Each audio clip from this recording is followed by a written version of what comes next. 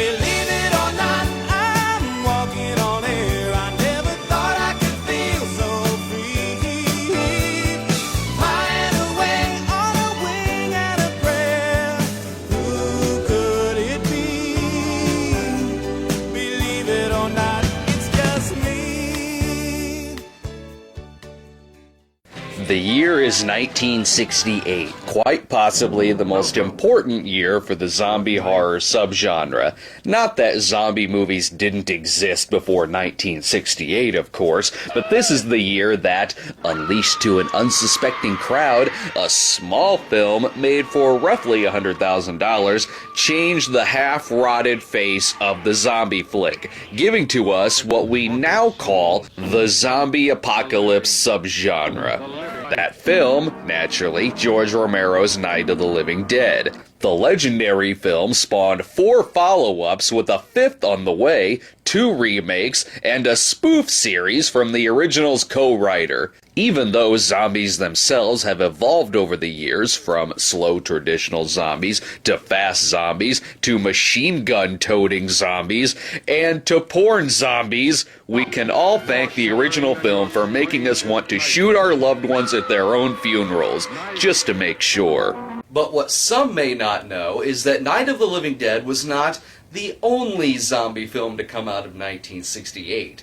While we all remember George Romero's immortal classic, most of us have completely forgotten about the other 68 zombie film called The ASTRO Zombies.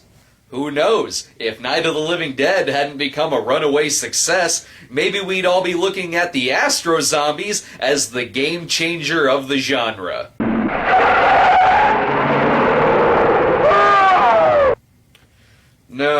No, we'd still all forget it. The ASTRO Zombies was directed by exploitation filmmaker Ted V. Michaels, here posing for his role as Snidely Whipclaws.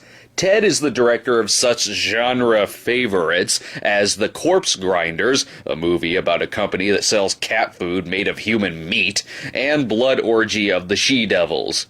Yeah, some of you might not recognize those titles, but I guarantee there's one Ted movie that I'm sure you've unknowingly come across. They're gonna sock it to us.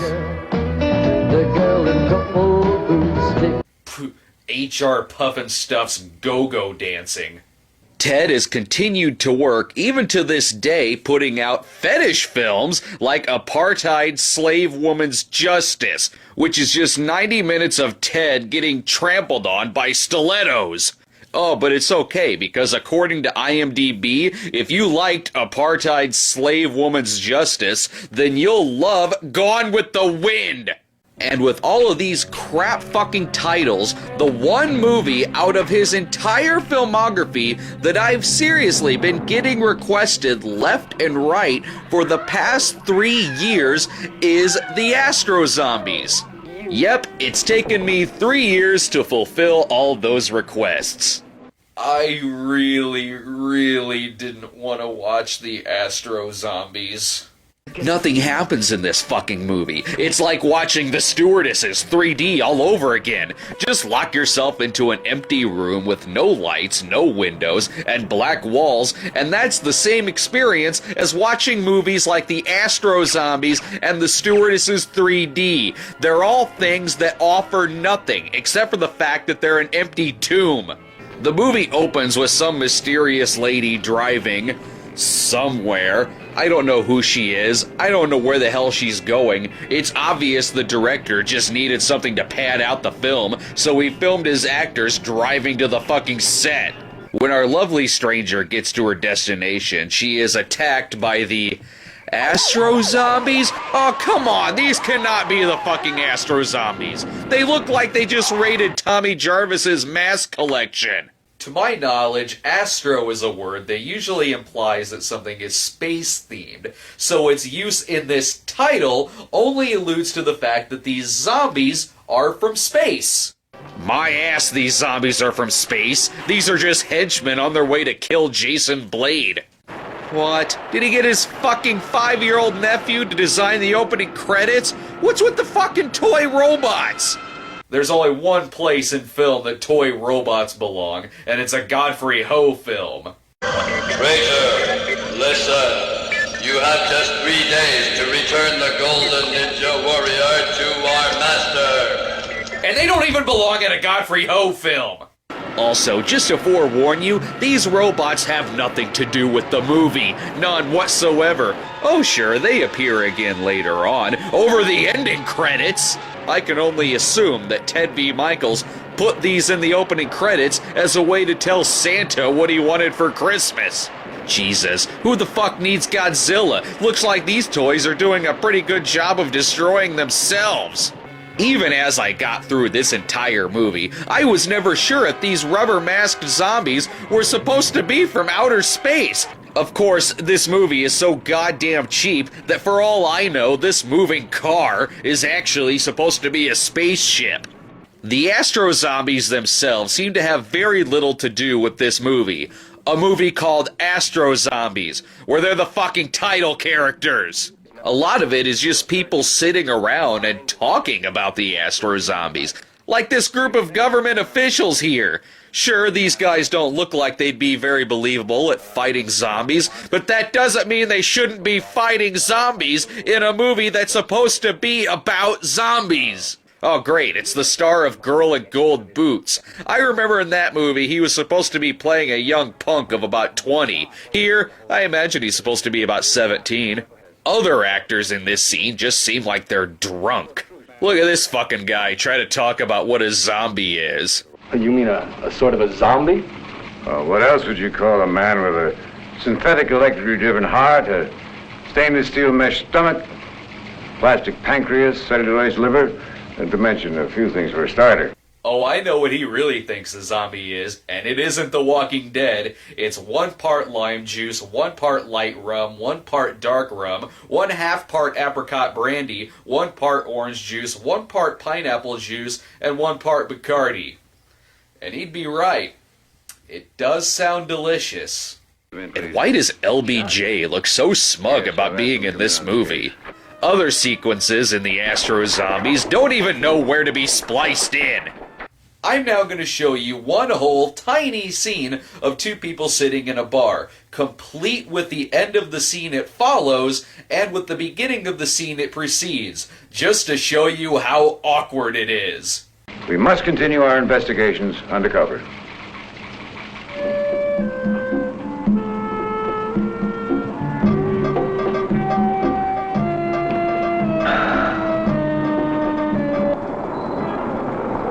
Good work, you've established happy hour.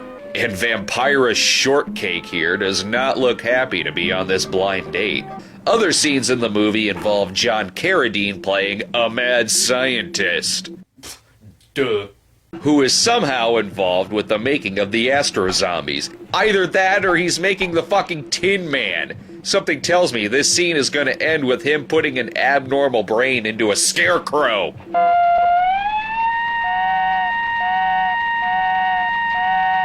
Good work, John. You've annoyed the shit out of a plastic brain. Oh, of course the mad scientist has a deformed lackey. Why wouldn't he?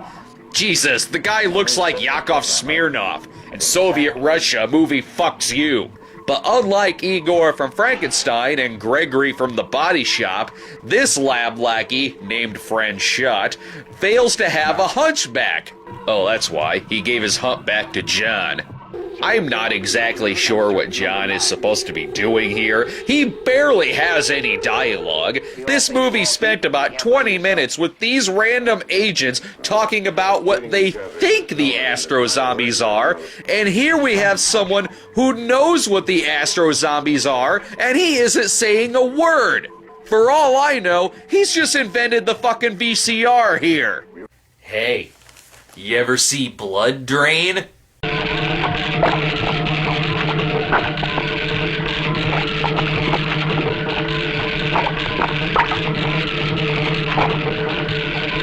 Exciting. The only thing that scene makes me want is a strawberry daiquiri.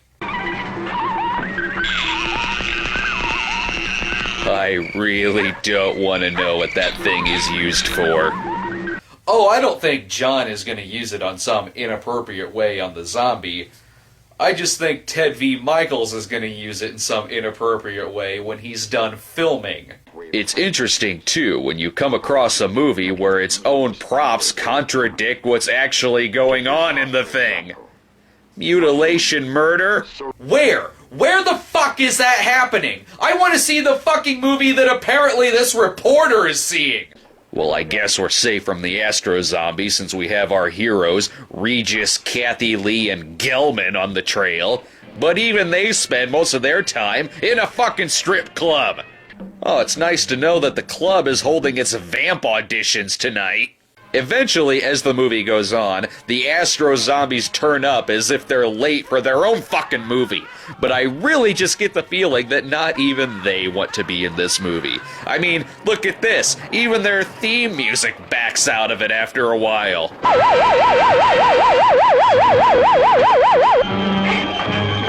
And when they're not on screen, the actors just stand around and wait, and wait, and wait, and wait. They just wait for something to happen, and when nothing happens, they just give up.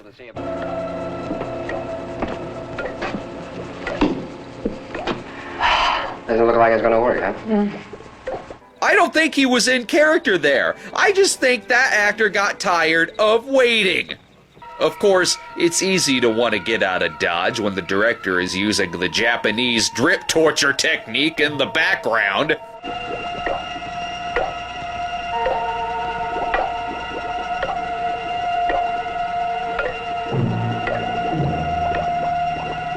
This goes on for nearly 10 minutes, constant dripping, as if it's keeping me from falling asleep to its wretched waves of boredom. But, in its defense, the ASTRO zombies do get to do something in the final scenes.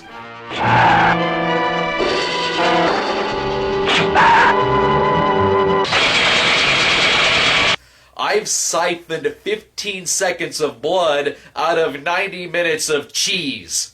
The movie ends with a shootout involving the cops, the ASTRO zombies, and their protectors. The scene takes place in someone's backyard, and for the most part, that's where it looks like everyone is.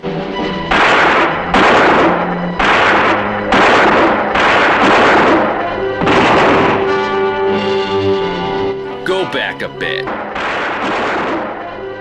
There. What the hell? Where the fuck is this guy? Everyone else is in the backyard. But it's nice to know that this guy in fucking Wyoming with a shotgun managed to hit something in this Hollywood Hills backyard. Given how nothing happens in this film, it's amazing all of the stuff that the artwork for the movie wants us to see. See ASTRO Space Laboratory. See crazed corpse stealers. None of these things are in the movie. Why don't they go ahead and add C, plastic entrails, C, John Carradine die on the inside, or C, this movie is mierda. Ted V. Michaels let this movie speak for itself for 34 years until eventually making a sequel titled Mark of the ASTRO Zombies, even bringing back one of the characters from the original. This is around the time he made another sequel, Corpse Grinders 2. I guess what we can all hope for now is Girl in Gold Boots 2, Puss in Boots. Chuck? Oh, Chuck?